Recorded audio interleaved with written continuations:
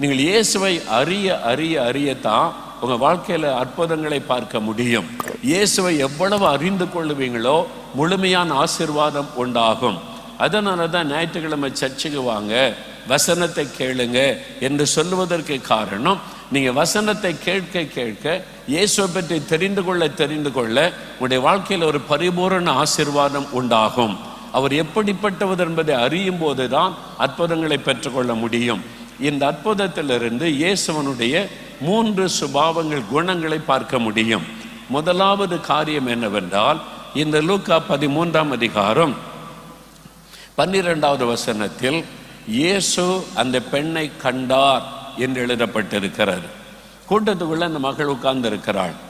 கூனியாயிருக்கிற ஒரு பெண் உட்கார்ந்திருக்கும் போது கூன் விழுந்த நிலைமை தெரியாது. எழுந்து நிற்கும் போது தான் கூனியா இருப்பதை தெரியும்.